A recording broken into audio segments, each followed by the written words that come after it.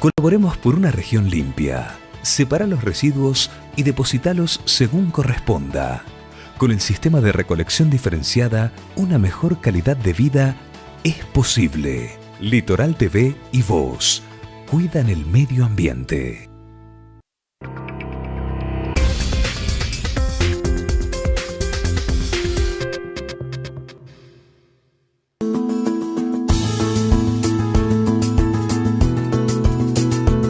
El 24 de septiembre es el Día Mundial de Investigación sobre Cáncer. Podemos salvar vidas con información si hablamos a tiempo. Hablemos de cáncer. No tengas miedo, no tengas miedo. Podemos salvar vidas. En la semana del 19 de septiembre a las 14:30 por televisión y por YouTube. Nos vemos.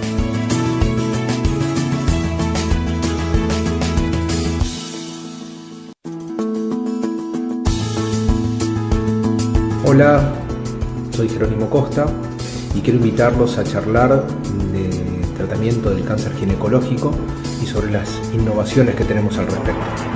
En breve vamos a estar comunicándonos por televisión.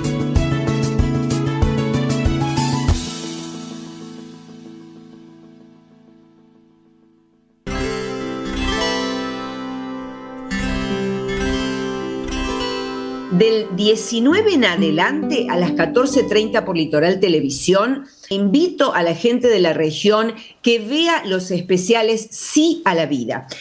Además de haber testimonios extraordinarios de gente que ha superado ya el cáncer o está en el camino a la curación, finalmente no grabaron mis testimonios porque di prioridad a los que ya tenía. Suspendí un montón de entrevistas, me avisaron que el 21 son las cirugías y ya no tenía tiempo de grabar y entonces dije, bueno, ¿qué hago? ¿Suspendo todo? No, porque me ilusiona que va a haber una segunda parte el año que viene y voy a vivir para poder producir esa segunda parte y con esa ilusión me voy de viaje. Está muy bueno, esa es la actitud. Los invito a que vean. Del 19 que en es adelante. ¿En qué horario? 14:30. 14:30. 14:30 hora argentina. Y así va a estar Federico del Río, que es un latinoamericano que ha descubierto, ha modificado genéticamente una molécula que lucha para que la metástasis del cáncer no avance. Luego, Jerónimo Costa, que es el presidente de la Asociación Argentina de Ginecología Oncológica y es el médico que va a coordinar mis cirugías. Patricia Saldías, que es la oncóloga que me atiende y que es una de las principales estudiosas en Argentina de lo que es oncología y genética. Es impresionante las innovaciones. Matilda Lizardo, que ella es de Buenos Aires, es ginecóloga, pero fue por un paradigma alternativo que acompaña psicológicamente al paciente y que se llama las 5 leyes de la biología. Y bueno, Larry Lugo, que él es ingeniero y va a hablar de la inteligencia artificial y la Big Data y cómo impacta en innovaciones en lo que es tratamiento, redescubrimiento de sustancias, etcétera. Y lo principal, reitero, los testimonios de la gente que dijo sí a la vida. La verdad que tu testimonio es de un canto a la vida, Denise, porque ahí está lo que tiene que ver con confiar en la ciencia médica, en el Dios que cada uno cree, la fe, en lo que uno deposita su fe, pero sobre todo esa actitud positiva. Después, ¿hasta cuándo va a ayudar o no eso? Justamente si creemos en el Dios creador de la vida, sabemos que algún día de esta tierra nos vamos a ir y no sabemos cuándo, como vos muy bien lo decías. Así que la verdad que felicitaciones. Vamos a seguir difundiendo esto, vamos a estar todos atentos de toda la semana que viene a las 14:30 y poniéndote en oración porque ya tenemos fecha para cirugía, entonces el día de la primavera.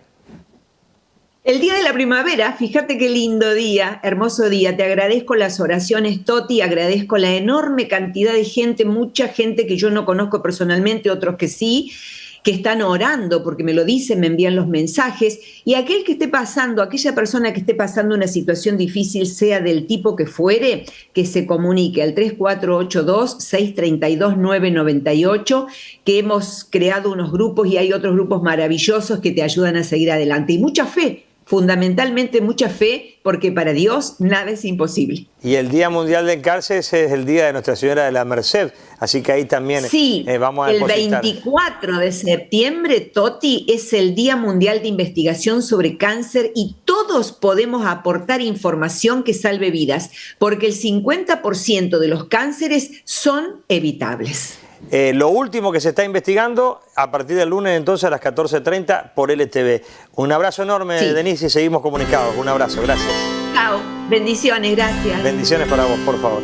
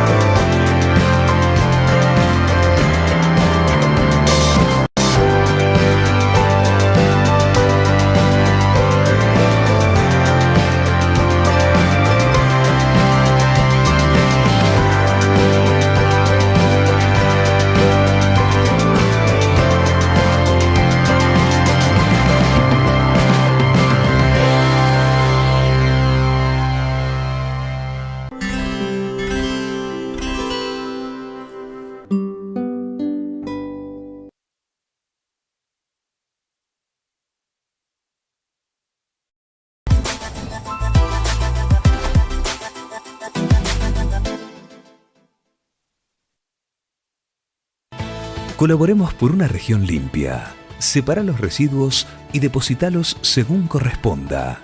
Con el sistema de recolección diferenciada, una mejor calidad de vida es posible. Litoral TV y vos cuidan el medio ambiente.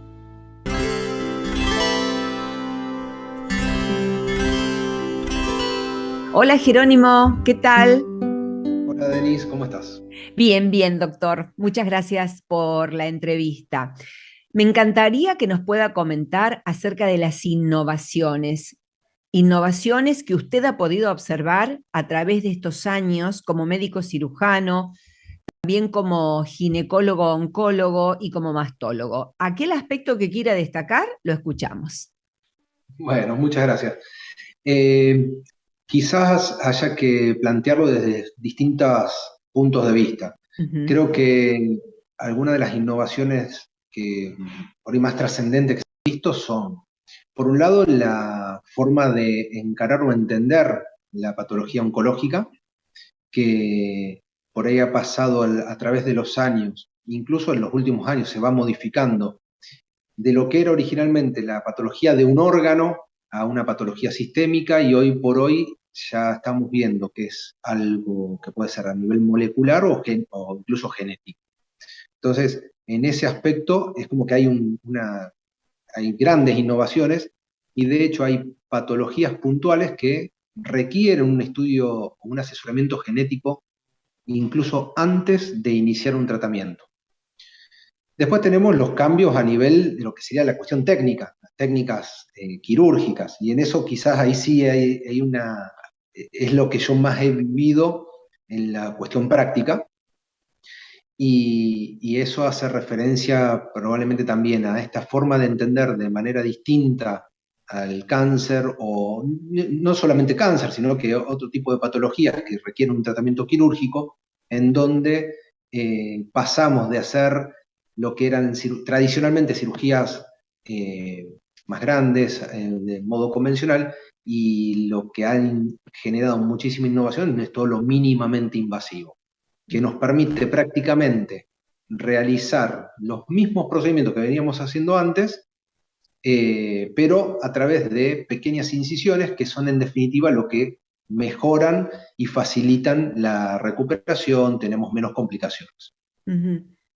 A esto hay que sumarle la gran innovación a nivel tecnológico, que es lo que permite realizar por estas cirugías mínimamente invasivas, con la incorporación de elementos que permiten acortar los tiempos quirúrgicos, reducir una cuestión práctica para que la gente entienda. Si yo tengo que tener una hora dormido el paciente para cortar un pedazo de intestino, por ejemplo, y después volver a suturarlo, si yo eso lo puedo reemplazar y hacerlo en 2 minutos, claramente va a haber un beneficio. Bueno, todo ese desarrollo tecnológico ha llevado a poder realizar esas intervenciones. Y no solo de pasar de acortar los tiempos, sino que además crear los elementos para poder hacerlo en forma mínimamente invasiva. Entonces, claramente ahí tenemos. Claro, Sí, sí, un ejemplo concreto de ese tiempo que se ha reducido. A ver, por ejemplo. Los otros ejemplos que nosotros tenemos, por lo menos en mi especialidad, lo que es la ginecología, y por ahí nos podemos alejar de lo que sería lo oncológico, una histerectomía. Las histerectomías que nosotros hacemos de forma laparoscópica, lo que antes acortamos, no solamente acortamos el tiempo quirúrgico, porque no tenemos hacer una incisión en la pared abdominal, ir por capas, llegar al órgano, sacarlo y después cerrar, eso de por sí ya lleva unos 40 minutos. Cuando uno con una videolaparoscopía, en menos de 5 minutos ya está operando y haciendo, o sea, es tiempo que uno ahorra en apertura y cierre de lo que sería la pared abdominal, que es además donde tenemos la principal ventaja de no tener grandes incisiones, menos dolor, menos sangrado, menos posibilidades de infección. La paciente que antes estaba por dolor o por dificultades para deambular, estaba 2 días, 3 días internada, hoy en menos de 24 horas le podemos dar el alta y prácticamente la paciente ni se entera de que está operada. Obviamente que hay variaciones de lo que implica el umbral de dolor y cada paciente tendrá sus cuestiones, pero en líneas generales tenemos no solamente la posibilidad de acelerar los tiempos, reducir las complicaciones y obviamente que las recuperaciones, que en definitiva es lo que más le preocupa al paciente, sean mucho más rápidas. Claro. ¿Con qué barreras se han encontrado, aún habiendo llegado esta posibilidad de innovación? ¿Qué sé yo? Por ejemplo, desde los cuestionamientos que puede hacer una obra social, me imagino, o el hecho de que no se produzcan determinadas herramientas o aparatología en Argentina, el precio del dólar, no sé, a ver, ¿cuáles son las principales barreras o dificultades con las que todavía se encuentran?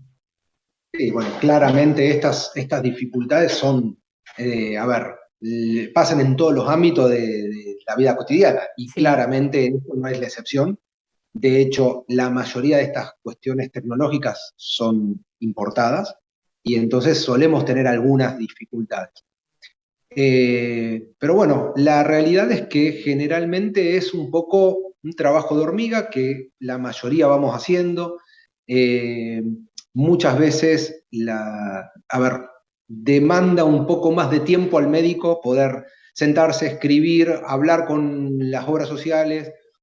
Muchas veces nos entienden y están de acuerdo en que es mejor, otras veces no, pero bueno, tratamos de alguna manera de terciar y de siempre ceden un poco ellos, cedemos un poco nosotros, tratamos de que, en estos casos yo creo que es importante que cuando tenemos que pasar por estas situaciones, hay dos cuestiones que me parece que son importantes. Por un lado, uno no quiere cargar al paciente de la angustia de, encima que me tengo que operar o que tengo que hacer un determinado procedimiento,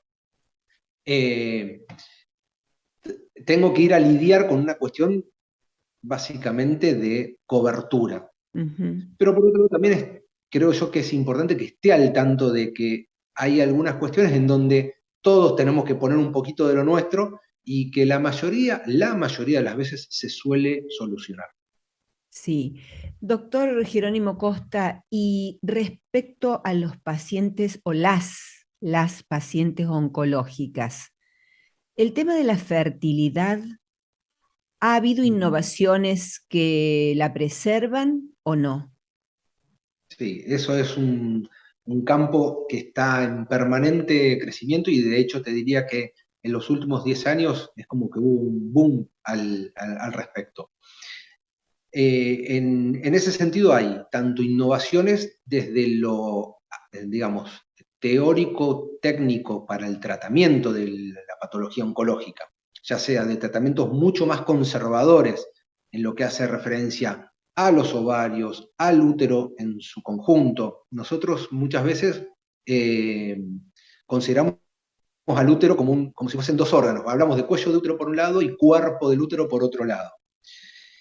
En sí porque tienen, eso desde el punto de vista médico se explica por qué tienen lo que se llama la fisiopatología, de cómo se desarrolla la enfermedad, tienen dos cosas totalmente distintas. En el caso del cuerpo del útero tiene más que ver con una cuestión por ahí hormonal, mientras que en el cuello del útero tiene más que ver con una cuestión de una infección como es el HPV. Hay variantes, pero eso lleva a que prácticamente haya literatura específica de uno y de otro. Ahora bien, se ha demostrado que si por ejemplo el cuello del útero es el que está enfermo, no tengo necesidad de sacar todo el útero, impidiéndole a la paciente la chance de ser madre. Si no tuviese útero, no puede ser madre. Entonces, después de muchos años, en oncología es difícil las innovaciones desde el punto de vista práctico, digamos, porque si yo sé dónde está la enfermedad y sabiendo que un determinado procedimiento aumenta las chances de curación o puede curar a la paciente, hacer algo diferente lleva mucho tiempo y sobre todo desde el punto de vista ético. Entonces, demanda mucha observación, prestar atención a determinadas circunstancias que permiten con el tiempo teorizar o hipotetizar cuál podría ser el motivo por cual determinada paciente le fue mejor y con el tiempo lograr encasillarlas a ese grupo de pacientes. Bueno, en este grupo de pacientes puedo hacer algo menos agresivo. Entonces, desde lo quirúrgico, esas serían las grandes innovaciones y hay muchas. Y después, por otro lado, todo lo que es el desarrollo de la fertilidad. Claro. La posibilidad de preservar óvulos, preservar tejido ovárico, o sea, permanentemente van apareciendo cosas nuevas. O sea que por un lado, digamos, el concepto que se tenía de la patología permite tratarla de otra manera. Las innovaciones tecnológicas también han traído muchos beneficios, como decía, lo de la conservación de la fertilidad, lo de la inversión de tiempo tanto para el profesional como para la paciente en internación o el profesional en una cirugía. Qué maravilloso, ¿eh? Si hay que prevenir cáncer ginecológico o cáncer de mama, ¿en qué tenemos que insistir? Bien. Con respecto a prevención, hay distintos tipos de prevenciones. Con respecto, hay una ventaja. La mujer de chiquita concurre al médico para hacer sus controles. Y eso es cultural. A diferencia de lo que pasa con los hombres, por ejemplo. Que el hombre es excepcional que vaya al médico. Entonces esa es la principal ventaja que tenemos. Todas las mujeres saben, desde que empiezan a menstruar prácticamente, que tienen que ir al ginecólogo. Y es por eso donde entra lo de la prevención y de por sí la ginecología. El ginecólogo es uno de los principales, digamos, promotores de la prevención primaria. ¿Qué es lo que buscamos? Es un educador también. En parte también. Sí, sí. En general los controles también es importante saber porque la mayoría viene o concurre con ese temor a tener algo y Por eso es muy bueno poder conversar y explicar qué es lo que vamos a hacer, porque tenemos después ya los grises. Yo puedo pedir estudios que aparecen cosas que a lo mejor no es nada, pero el paciente cuando recibe un informe se asusta muchísimo. Entonces, es muy bueno, como decís vos, no solamente decir te voy a pedir tal cosa, buscando tal otra. En mama, generalmente es tan importante como hacerle un examen físico o hacer eventualmente una mamografía a partir de los 40 años. Preguntar los antecedentes. Son muy importantes. En general los antecedentes son muy importantes. Porque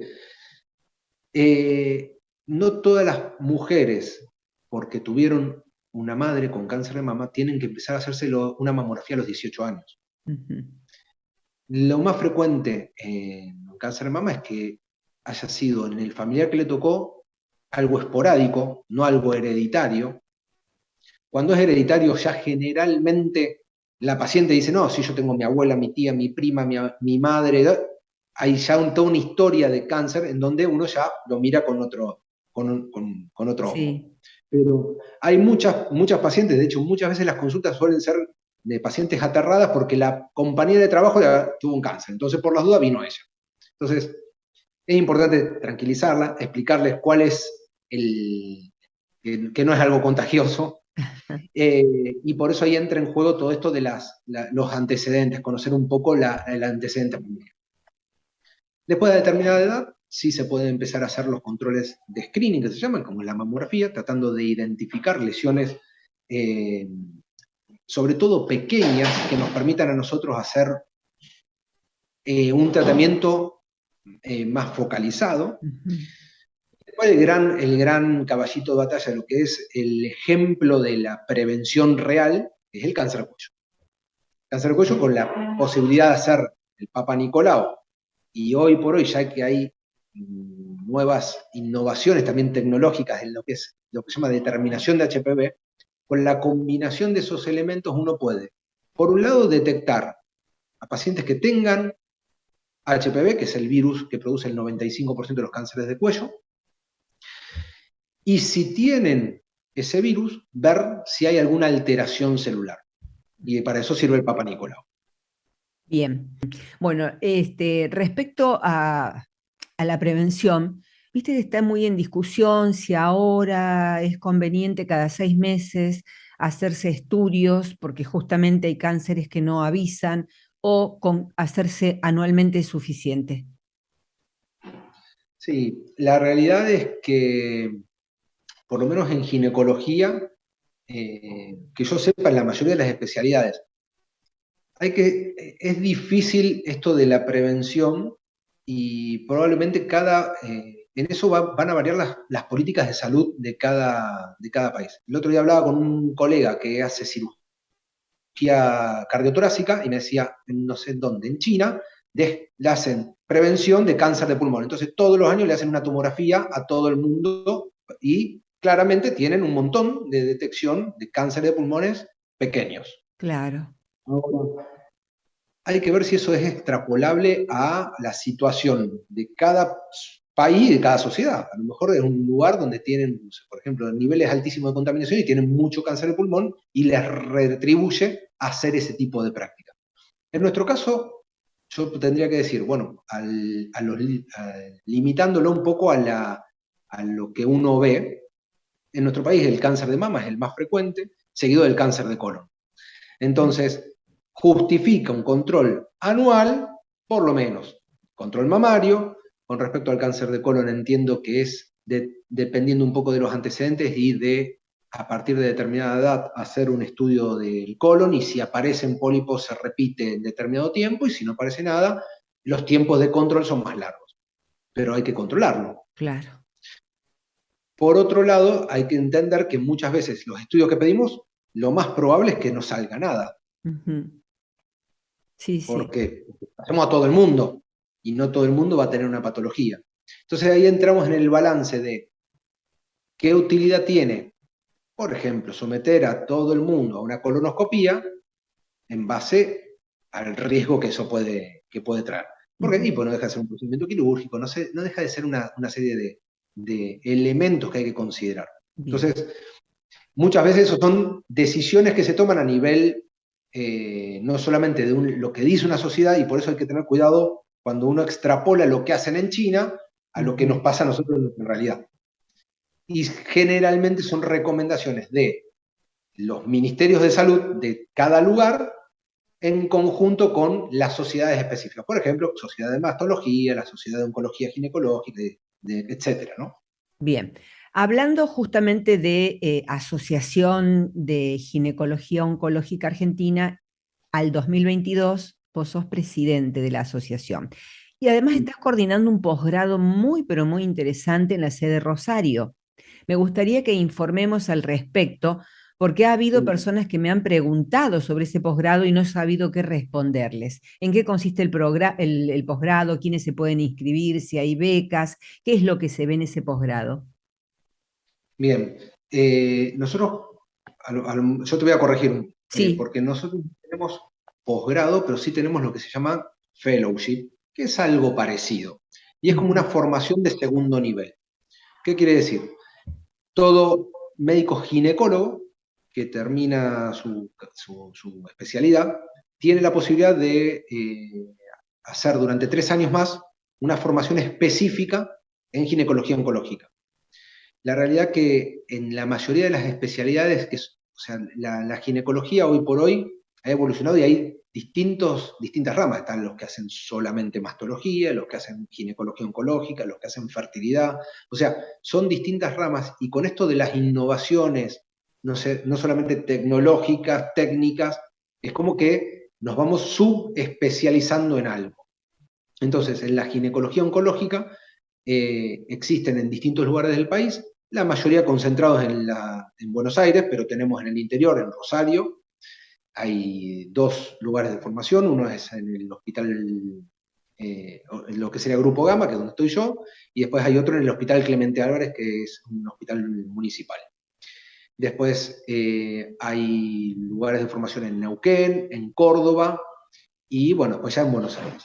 Ahí lo que se hace es un programa intensivo en donde durante 3 años el médico que terminó su residencia se dedica a aprender y perfeccionarse en técnicas específicas para el tratamiento. O sea, obviamente que esto implica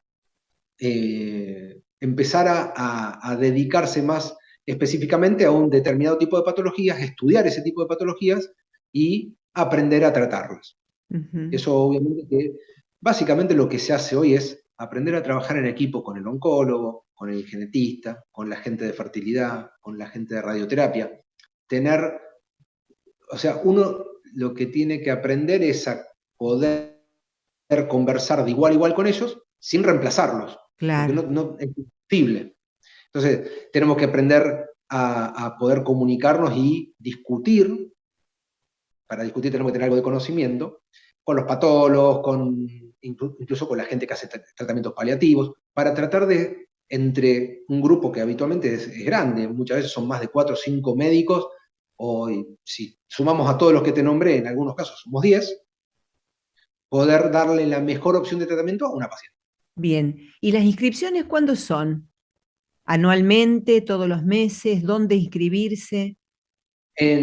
Para inscribirse en esto, generalmente lo publicitamos a través de la Asociación Argentina de Ginecología Oncológica, pero también pueden inscribirse a través de lo que sería el departamento de docencia, por lo menos en Grupo Gama. Nosotros vamos a estar tomando o recibiendo a los postulantes en los próximos 15 días, así que si querés transmitirlo, se pueden contactar, es libre en ese sentido, tiene que cumplir simplemente o sea, el único requisito es haber terminado su residencia de tocoginecología o ginecología, o estar por terminar, porque muchos se terminan ahora en este mes de septiembre, octubre, con la pandemia hubo algunos cambios en las fechas de terminación, que eso nosotros lo contemplamos, y básicamente consta el ingreso, por lo menos el nuestro, si bien cada sitio tiene un formato individual, nosotros tomamos un examen y después hacemos una entrevista, y generalmente en base a eso después damos como un orden de mérito y para que puedan ingresar y empezar. Perfecto. Para finalizar, nos gustaría tu testimonio. ¿Por qué elegiste la medicina y por qué las especialidades que elegiste luego? Bueno, mi testimonio en sí es todo lo opuesto a lo que uno dice que no va a ser. Porque yo no iba a ser médico y menos que menos iba a ser obstetricia y ginecología. Ujú. Pero como todo, después, bueno, mi papá es médico.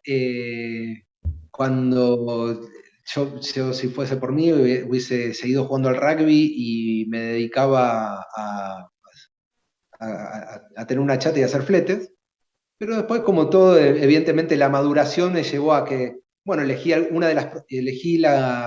estaba entre las dos profesiones de mis padres. Mi papá es médico, mi mamá es abogada.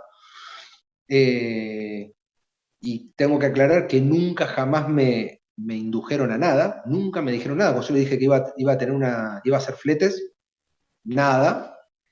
Creo que confiaban en que en algún momento me iba a dar cuenta que bueno, iba a aprovechar un poco las posibilidades de poder seguir en una carrera universitaria. Y bueno, y empecé medicina. Por supuesto dije, está bien, hago medicina, pero nunca jamás voy a hacer obstetricia, porque mi papá es obstetra. Y cuando estaba terminando, obviamente que lo mismo, dijo, bueno, no voy a desaprovechar todo esto que ha construido mi padre. Bueno, yo calculo que a la mayoría de las personas les debe pasar lo mismo. Empecé mi residencia y mientras estaba en la residencia empecé a ver que me gustaba mucho la cirugía, que había otras cosas más allá, porque uno muchas veces por ahí cuando empieza eh, no conoce lo de las especialidades, Mm, que eso quizás es un error. sí, Uno sí. debería empaparse más de las especialidades, de ver cuál es en general nosotros tratamos, incluso en esto que vos me preguntabas antes, lo de la formación, tratamos de que los aspirantes vengan, de ser posible, que sea una semana, que miren, que vean qué es lo que hacemos, cuál es el ritmo de trabajo, porque uno por ahí tiene una idea y después se termina dando cuenta que es algo totalmente opuesto. Sí, Y eso es lo que genera mucha frustración. O dedicarle, estamos hablando de que una carrera básica en medicina lleva entre 6 y 7 años, más 3 4 años de una residencia, más 3 años en hacer esto, para después dedicarte a poner un kiosco, la verdad que es una frustración importante. sí. Entonces, bueno, empecé a ver que había distintas opciones dentro de la carrera y me pareció genial lo de todo esto de las innovaciones tecnológicas, lo que me trajeron Ujú. a, bueno, se puede hacer cirugías mucho más rápidas, con mejores resultados, con mejor recuperación, y en ese sentido la oncología es mucho más dinámica que, por ejemplo, la obstetricia, que es mucho más estandarizada. Pueden haber cambiado algunos patrones de toma de decisiones, pero la realidad es que los chicos hoy por hoy nacen de dos maneras, o salen por vagina o salen por cesárea. No Claro, hay mucha innovación en eso. sí, sí. Así que bueno, terminé, o sea, una vez que terminé mi residencia, empecé mi segunda residencia y bueno, con el tiempo ya uno se empieza a involucrar. Nosotros yo estoy soy presidente de una sociedad que es relativamente pequeña, son muy poquitos la gente que se dedica a la oncología dentro Ginecológica. de la ginecología oncológica, o sea, los que la hacen prácticamente nos conocemos todos. Dentro de la sociedad hay menos gente todavía, porque no todos están asociados, no todos están acreditados como ginecólogos oncólogos, que eso es algo que se ha hecho en el transcurso de una sociedad que tiene casi 32 años, si no me equivoco, y a partir en el transcurso de todos esos años se ha ido tratando a ver, darle una cuestión de legalidad, por llamarlo de una manera, que no es así, pero de que, bueno, el que está acreditado es porque ha demostrado que tiene la habilidad o la capacidad para realizar este tipo o sea, de manejo. Y eso es algo permanente. Nosotros, por ejemplo, ayer hicimos a través de la sociedad, hicimos un Zoom para todo el país, tratando de llegar con algunos puntos muy específicos, pero a los ginecólogos generales, para tratar de educarlos. O sea, el fin de una sociedad científica hoy en nuestro país es básicamente educar a los colegas. Entonces, a gente que no se dedica, bueno, ¿cuáles son los puntos a tener en cuenta? ¿Qué es lo que no puede fallar? Porque muchas veces no fallamos solamente en la prevención, fallamos en la derivación. Claro. Bien, ¿qué le dirías, tomando 2 o 3 aspectos, a ver, en 1 minuto y medio, a aquel que quiere elegir la medicina y luego ser cirujano y además ginecólogo, oncólogo, ginecología oncológica, hacer mastología, lo que vos hiciste y que volverías a elegir por lo que veo, porque lo haces con mucha pasión, con responsabilidad, con mucha empatía con tus pacientes, doy fe, puedo dar fe de eso. Yo conecté inmediatamente con vos. ¿Qué le dirías a aquellos que deciden elegir lo que elegiste vos? Bueno, creo que lo primero sería muy bueno que hablen con alguien que, a ver, la mayoría de, por lo menos yo voy a hablar hablo en forma personal y voy a hablar por mucho de la gente que hace lo mismo que yo, que conozco, de todo el país, y si hay alguien que le interesa, trate de contactarnos para poder sentarnos a conversar y que tengan una idea más o menos de qué es lo que trata. Ahora, lo primero que tienen que saber es que le va a llevar tiempo, mucho tiempo, y que esto es una inversión, porque tenemos la dificultad yo creo que por lo que hablo con distintas personas, en todos los rubros de todos los ámbitos, pero en medicina se ve muchísimo, es que hoy la inmediatez de la sociedad, de la gente joven, de que tiene que ser todo ya, de que si no tenés, a ver, lo vemos con los teléfonos, lo vemos que si no te responden el mensaje, ¿qué pasó? ¿Cómo no me respondiste?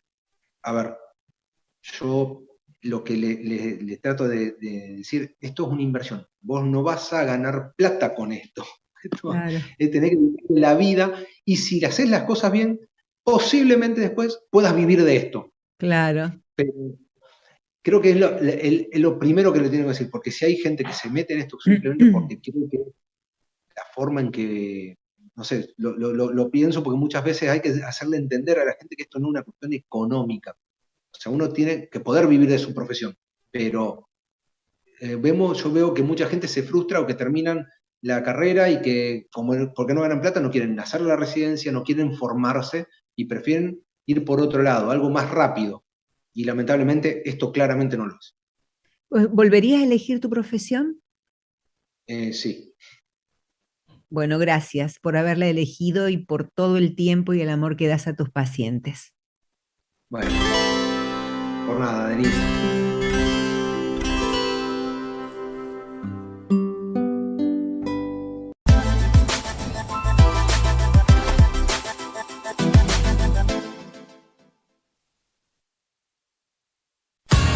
Desde ahora, LTV Más te lleva en vivo los eventos de la región a tu casa.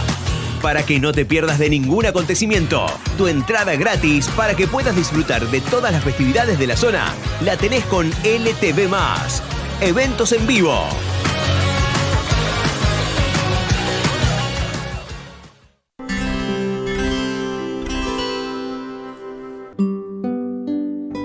Sí, el 24 de septiembre es el Día Mundial de Investigación sobre Cáncer.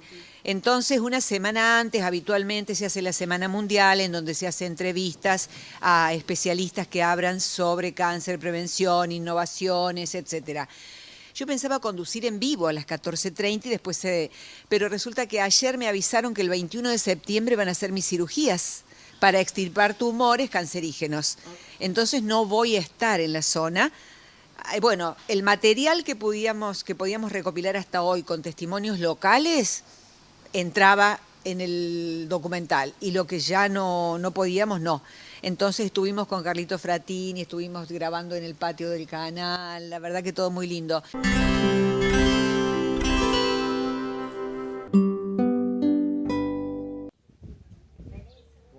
Buenas. Hola, Carlita. ¿Cómo anda, doña? Ahí está, en la dulce espera, ya anotando todo. Bueno, ya están llegando todos. Nuestra secretaria Elcita, que se ha venido cómoda.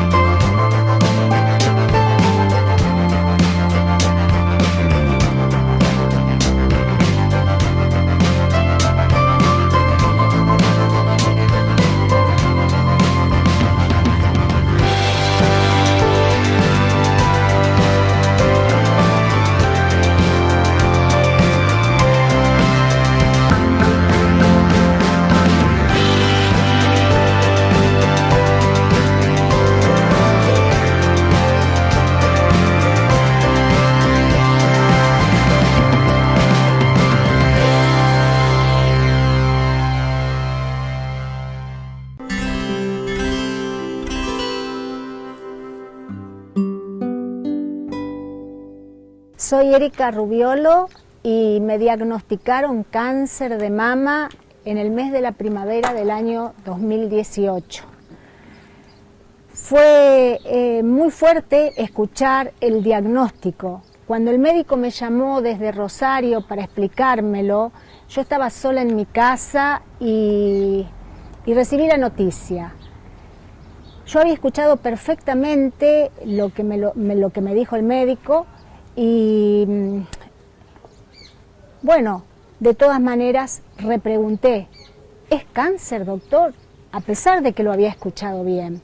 Y me dijo, sí, es cáncer y necesito que venga cuanto antes para iniciar un tratamiento. Perfecto. Terminé la comunicación, miré mi jardín que estaba colorido de primavera y también miré la tipa que está al fondo del jardín, un árbol enorme, inmenso. En ese árbol yo vi el universo y dije, ese universo va a conspirar a mi favor. Yo no me quiero morir y no me voy a morir. Ayúdame con tu fortaleza, quiero esa fortaleza. Y un detalle, no derramé en ese momento una sola lágrima y esa fue la conducta que tuve a lo largo de todo mi camino para la sanación. Nunca lloré. Nunca lloré, al contrario, me fortalecí y me empoderé. Me empoderé para sanarme, para salvar mi vida. ¿Yo qué le diría a una persona que está atravesando una situación difícil, ya sea de enfermedad o lo que fuera? Que atraviese esa situación, que la atraviese, pero con templanza, con sabiduría y con absoluta confianza en sí misma. Es clave, tener confianza, empoderarse de una misma, saber que podemos, que la solución siempre está en nuestras manos.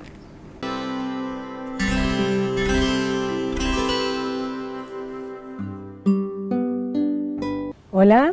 Soy Estela Maristurbay y quiero contarles una historia. El cáncer me ha visitado 2 veces. Primero en el año 2008, un cáncer de colon, y el año 2020, un cáncer de intestino delgado.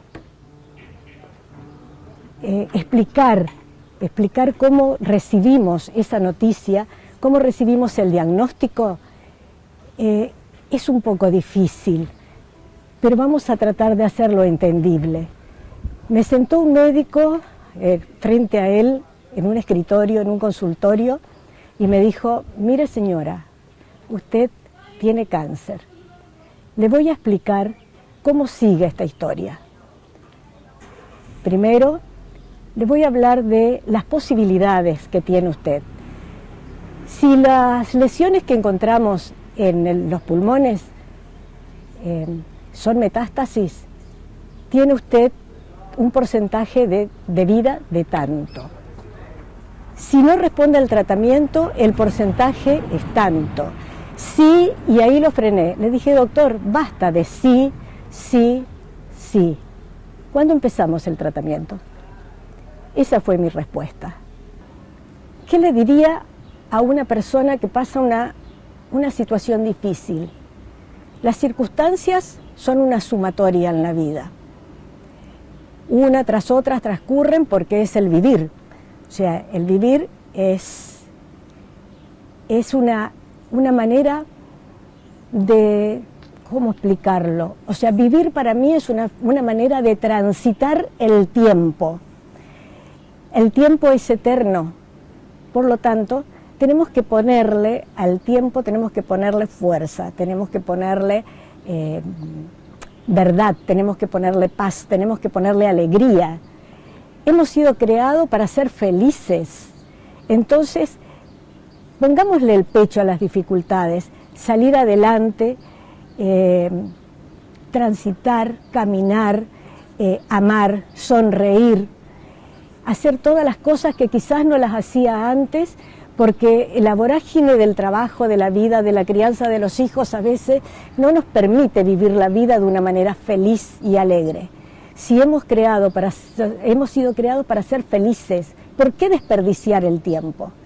Entonces, afrontar lo que viene, ponerle buena cara, ponerle el hombro y permitir a los otros que nos presten un hombro también para poder pasar esos momentos de dificultad.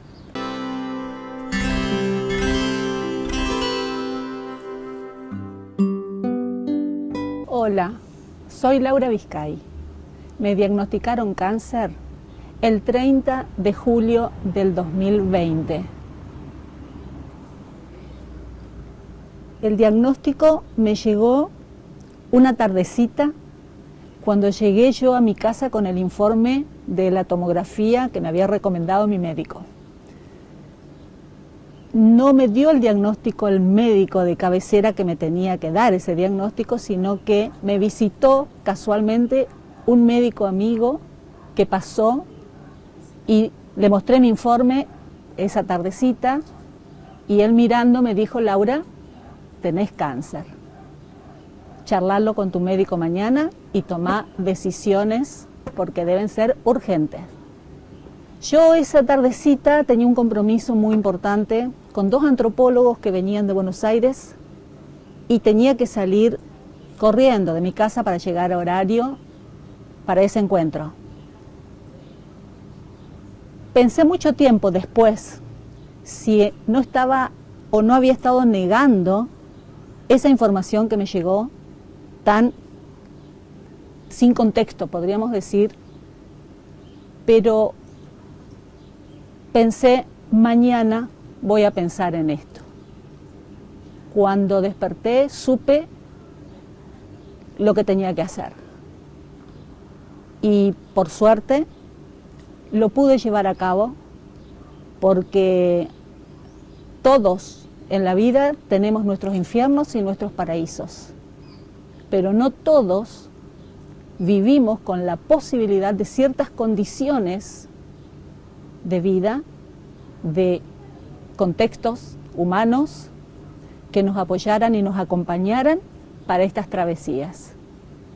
Fue la única conciencia que yo tuve ese día al despertar, porque yo ya sabía que yo me iba a poner en manos de los médicos y que lo primero que tenía que hacer era comunicarle a mi familia, a todos, a los que amo tanto, y explicarles lo que me pasaba y explicarles de que yo me iba a hacer cargo de mi enfermedad y los necesitaba para que me acompañen en cada paso que yo iba a dar.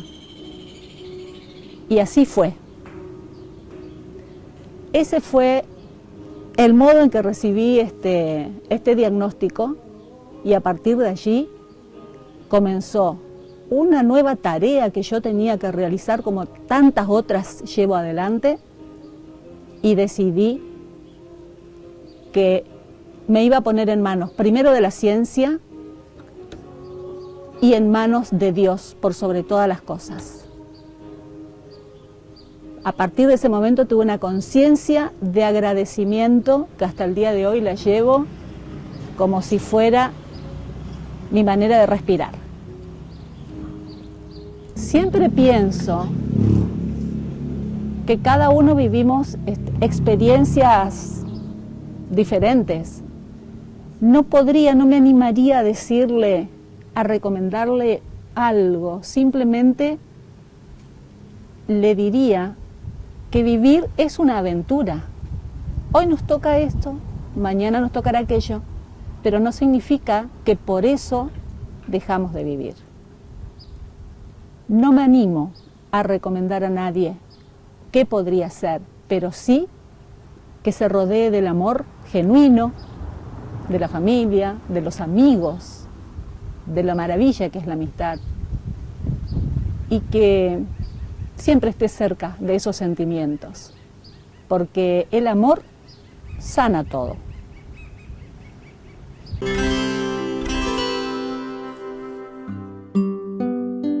Soy Ana Rosa Paduán, me diagnosticaron cáncer en el año 2010. ¿Qué hice con ese diagnóstico? ¿Cómo reaccioné?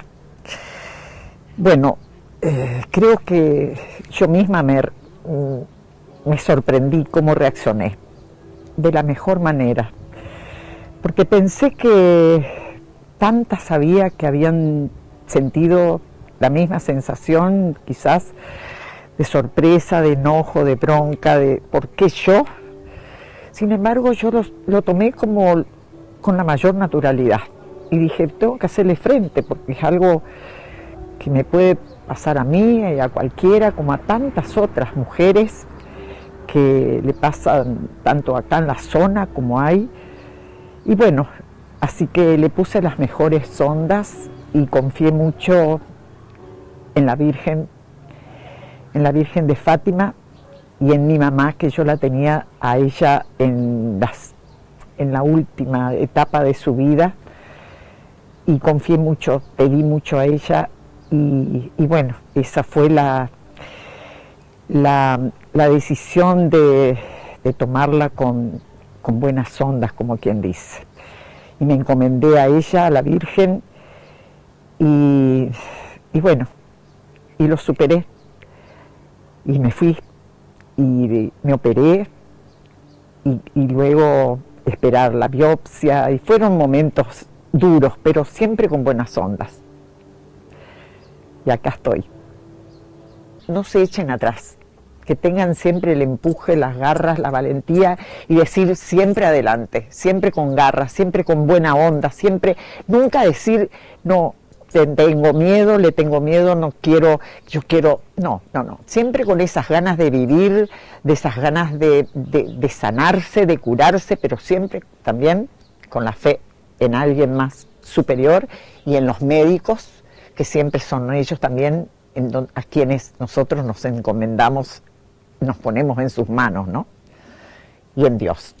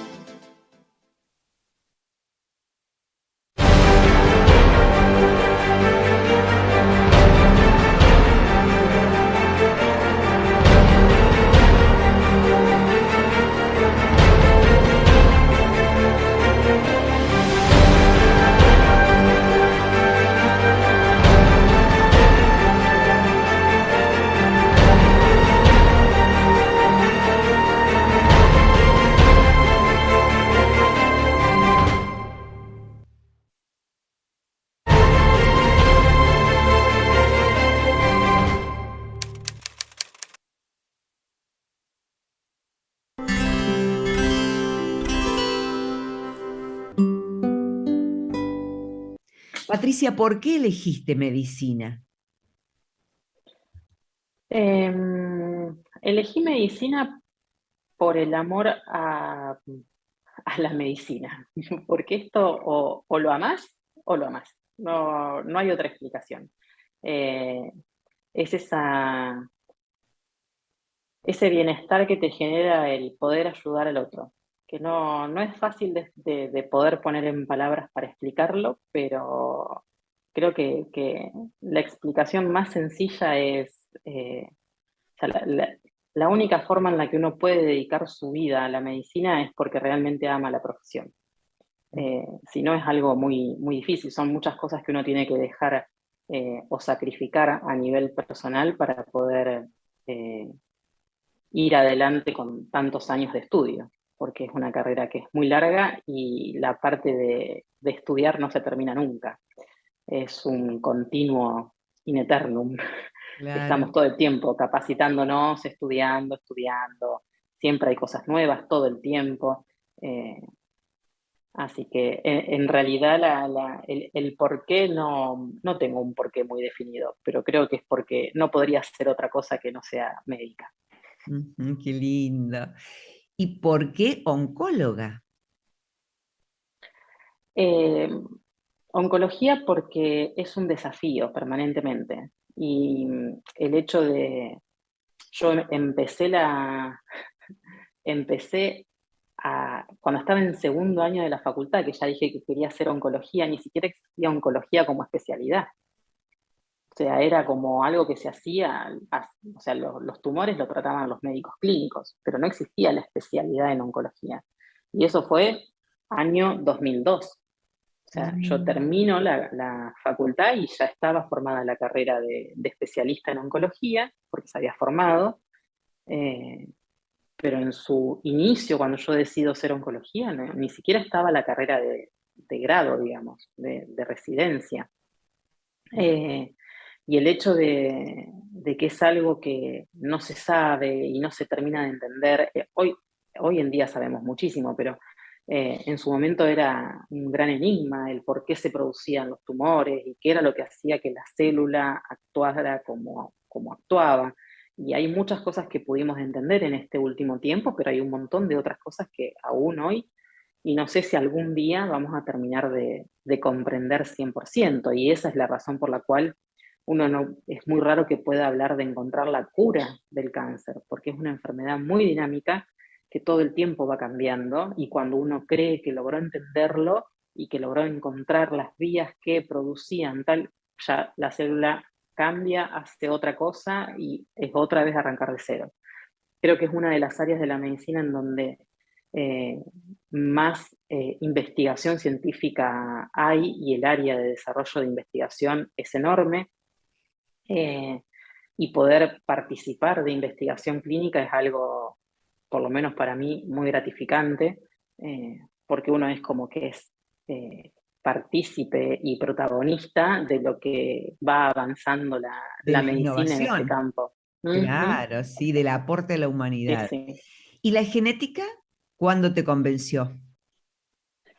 Durante la residencia, porque dentro del servicio donde yo me formaba había una genetista, y la verdad que por la misma razón, o sea, por una cuestión de incógnita y de lo desconocido.